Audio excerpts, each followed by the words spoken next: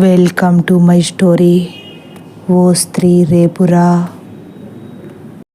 అలా సీత మీకులా చెప్పేవారే ఉంటే ఈ పాటికి మా వారు మాతో పాటే సంతోషంగా ఉండేవారు కదా అన్నయ్య అని దీనంగా అంటుంది.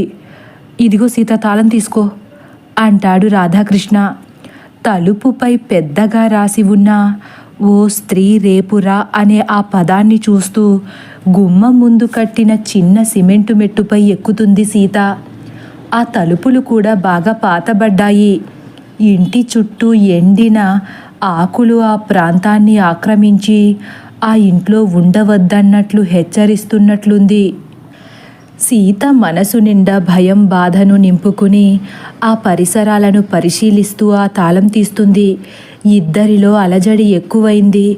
తాళం తీసి తలుపులు గెంటగానే గుమ్మానికి ముందుగా ఒక చిన్న హాలు లాంటి గది. ఆ గదిని చూస్తూ ఏడుస్తూ లోపల అడుగు పెడుతుంది.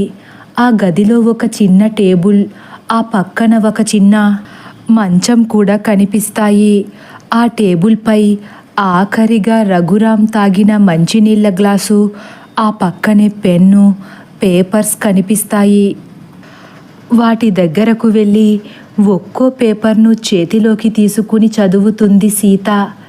ఒకదానిపై నా ప్రియమైన సీతకు అని మాత్రం రాసి ఉంది.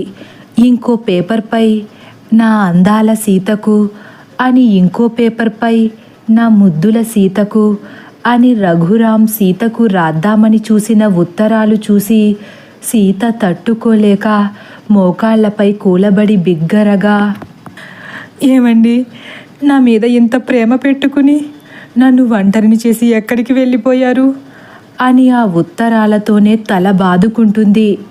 సీత, ఊరుకో సీత, ఇలా నిమిషానికి ఒక్కసారి నీలో ఉన్న ధైర్యాన్ని ఎందుకు కోల్పోతావు అంటారు దిగులుగా రాధాకృష్ణ. ఏం ధైర్యం అన్నయ్య, ఆయనే నా ధైర్యం. ఆయన లేని నా ధైర్యం శూన్యంలో పయనంలా ఉంది. నన్ను ముందుకు అడుగేయనీయకుండా అంతులేని బాధలోకి తోసేస్తున్నట్లుంది. అలా అనకు సీత, నాకు కూడా మీ ఆయన చనిపోలేదనిపిస్తుంది. మీ మరిది రుద్రను చూశాక మీ ఆయన దొరుకుతాడని నాకు నమ్మకం కుదిరింది. ఇటువంటి సమయంలో నువ్వు ధైర్యంగా ఉండాలే కానీ ఇలా నీరు కారిపోకూడదు. వీలైనంత తొందరలోనే నిన్ను మీ ఆయన్ని జంటగా చూస్తానన్న నమ్మకం నాకుంది. లెగిసి కళ్ళు తుడుచుకోమ్మా అని సీతకు ధైర్యం చెబుతాడు. ఆ మాటకు సీతలో కాస్త ధైర్యం వచ్చి చీర కొంగుతో కళ్ళు తుడుచుకుంటూ పైకి లేచి పెరటి వైపు తలుపులు తీసి చూస్తుంది. ఆ ఇంటి చుట్టూ అన్నీ పరిశీలించి చూస్తారు ఇద్దరు. తర్వాత ఇద్దరూ సామన్నగూడెం వెళ్ళిపోతారు. ఆ రోజు సాయంత్రం 5 గంటలు. సీత, రాధాకృష్ణలు వాళ్ళింటి గేటు తీయగానే, సీతా, మీ ఆయన ఎక్కడా? వెనక వస్తున్నారా అని హడావిడిగా ముందుకు వస్తుంది చంద్రమ్మ. రాధాకృష్ణ సీతతో అప్పటికే జరిగినదేమీ మా అమ్మతో చెప్పవద్దని చెప్పి ఉండడంతో చంద్రమ్మ అలా అడుగుతూ ముందుకు వస్తుంటే సీత రాధాకృష్ణ వైపు చూస్తుంది. రాధాకృష్ణ మళ్ళీ తల అడ్డంగా ఊపుతాడు. సీత వెంటనే, ఆయనకు ఖాళీ లేదు పెద్దమ్మ, తర్వాత వస్తానన్నారు అని తలదించుకుంటుంది. అవునా, మీ ఆయన్ని చూడాలని ఎంతో ఆశగా వచ్చాను సీత అని నీరసంతో మాట్లాడుతుంది చంద్రమ్మ. మరి నువ్వెందుకు వచ్చేశావు? ఆయనకు తోడుగా ఉండకపోయావా అంటుంది మరుక్షణం. ఆయన స్కూల్ పని మీద ఈరోజు వేరే ఊరు వెళ్తున్నారంట. సీతని ఈ రోజుకి మీ ఇంటికి తీసుకువెళ్ళండి అన్నారు అని తటపటాయిస్తాడు రాధాకృష్ణ. అవునా, పోన్లే, మంచిగా చెప్పారు, కాళ్ళు కడుక్కుని లోపలికి రండి అని లోపలకు తీసుకువెళుతుంది. లోపల అడుగు పెట్టగానే గుమ్మానికి ఎదురుగా ఒక ఫోటో కనిపిస్తుంది సీతకు. అందులో చంద్రమ్మ, వాళ్ళాయన, రాధాకృష్ణ, కీర్తనలు ఉంటారు. ఆ ఫొటోస్ చూసిన సీత ఆశ్చర్యానికి అంతులేదు. వెంటనే ఆ ఫోటో వైపు వేలెత్తి చూపిస్తూ, ఆ అమ్మాయేనా మీ చెల్లి అని అడుగుతుంది. రాధాకృష్ణ చిన్నగా, నీలానే ఉందని ఆశ్చర్యంగా ఉందా? నిన్ను చూడగానే నేను ఇలానే ఆశ్చర్యపోయాను సీత అంటాడు. అవునన్నయ్య, సినిమాల్లో చూడడం తప్ప నిజంగా ఒకరి పోలికలు ఇంకొకరితో ఇంతలా కలుస్తాయని నాకు తెలియదు అంటుంది అయోమయంగా. కూర్చోమ్మా, అదే మా ఇంటి మహాలక్ష్మి కీర్తమ్మ అని తడిబారిన కళ్ళతో కీర్తననే చూస్తూ కుర్చీలో కూర్చుంటుంది చంద్రమ్మ. కీర్తనను చూడగానే చంద్రమ్మ గుండెల్లో ఆవేదన, బాధను గమనించిన సీత ఆ విషయం అక్కడితో ఆపేసి, పెద్దమ్మ బాగా తలనొప్పిగా ఉంది, కాస్త టీ ఇస్తారా అని జాలిగా చంద్రమ్మ వడిలో తల వాల్చుతుంది. వెంటనే రాధాకృష్ణ, కనకం కనకం, సీతకు నాకు టీ పెట్టు అని స్నానం చెయ్యడానికి పెరట్లోకి వెళ్ళిపోతాడు. వడిలో వాలిన సీత గుండెల్లో బరువుని గమనించిన చంద్రమ్మ, ఏమ్మా మీ అమ్మ గుర్తొచ్చిందా అంటూ తల నిమురుతుంది. అవును పెద్దమ్మ, ఎందుకు అమ్మ వడిలో తల పెట్టుకుని గట్టిగా ఏడవాలనిపిస్తుంది అని చెమ్మగిల్లిన కళ్ళతో చెబుతుంది సీత. అదేం కోరిక, ఏడవాలనిపించడం ఏంటి? మీ ఆయన్ని వదిలేసి వచ్చినందుకు బెంగగా ఉందా అంటుంది.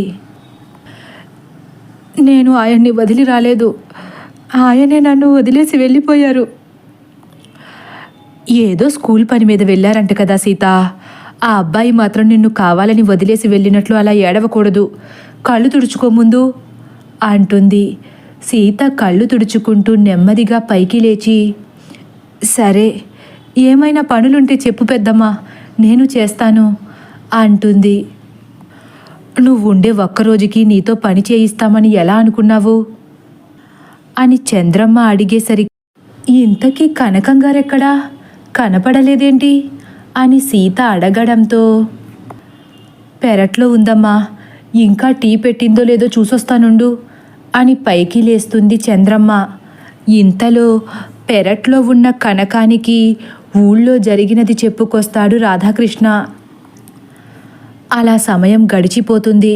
సాయంత్రం 7 గంటలు. అప్పుడే బయట పనులు పూర్తి చేసుకుని ఇంటికి తిరిగి వచ్చేస్తాడు రాధాకృష్ణ. సీత చంద్రమ్మలు భోజనాలు చేసి కబుర్లు చెప్పుకుంటూ కూర్చున్నారు. లోపలికి రావడమే, అమ్మా కనకం ఎక్కడా అంటూ వాళ్ళ గది దగ్గరకు వెళ్ళేసరికి కనకం వాళ్ళ గది తలుపులపై ఎక్కడా ఖాళీ లేకుండా ఓ స్త్రీ రేపురా, ఓ స్త్రీ రేపురా అని రాసేస్తుంది. కనకం ఏం చేస్తున్నావు అంటాడు గట్టిగా. ఆ స్త్రీ రాకుండా చేస్తున్నానండి అంటూ రాధాకృష్ణ వైపుకు తిరగకుండానే చెబుతుంది. బయట తలుపుల మీద గోడల మీద రాసావు కదా, మళ్ళీ మన గది తలుపుల మీద కూడా ఎందుకు రాస్తున్నావు అంటాడు. వీళ్ళ మాటలు విన్న చంద్రమ్మ, మళ్ళీ కనకం ఏదో చేస్తున్నట్లుంది అని భారంగా పైకి లేస్తుంది. సీత కూడా ఏమై ఉంటుందో అని వాళ్ళ గది దగ్గరకు వెళతారు. కనకం రాధాకృష్ణతో, మన తలుపుల మీదే కాదండి, ఇంట్లో ఉన్న అన్ని తలుపుల మీద రాసేశాను, ఇదొక్కటే మిగులుంది అంటుంది. అది చూసి చంద్రమ్మ, అయ్యో అయ్యో ఏం చేస్తున్నావే, బంగారం లాంటి తలుపులు అలా పాడు చేస్తున్నావేంటే అని కంగారు పడిపోతుంది. అయ్యో అలా అనకండి అత్తయ్య, మన ప్రాణాల కన్నా ఈ బోడి తలుపులు ముఖ్యమా మీకు అంటుంది కనకం కళ్ళు పెద్దవి చేసి.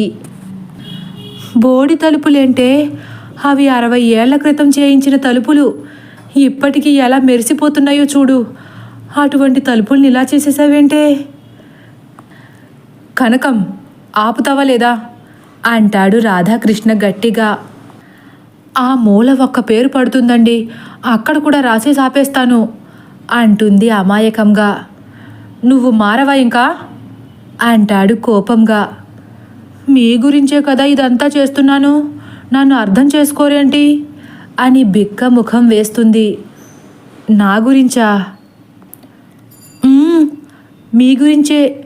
అసలు దేవరపల్లి వెళ్ళడానికే అందరూ జడిసిపోతుంటే ఆ ఊరంతా తిరిగి తిరిగి వచ్చారు. పైగా మీరే అన్నారు కదా, ఆ వెంకటపతి ఇంటికి వెళ్ళగాని అయ్యో చిత్రమైన సంఘటనలు జరిగాయని. అయితే అందుకేనండి, ఆ దెయ్యం మీ గురించి వస్తుందేమో అని భయంతో అన్ని తలుపులపై రాసేస్తున్నాను. నన్ను అర్థం చేసుకోకుండా అత్తయ్య గారు మీరు నన్ను తిడుతున్నారు. ఇంటి చుట్టూ రాసాం కదే, లోపల ఎందుకు అంటున్నా అంటుంది చంద్రమ్మ కూడా డీలాగా. అవి వర్షం పడి చెరిగిపోతే, లేకపోతే ఆ దెయ్యమే చెరిపేస్తే అంటుంది భయపెట్టినట్లు. తదుపరి భాగం కోసం వేచి ఉండండి.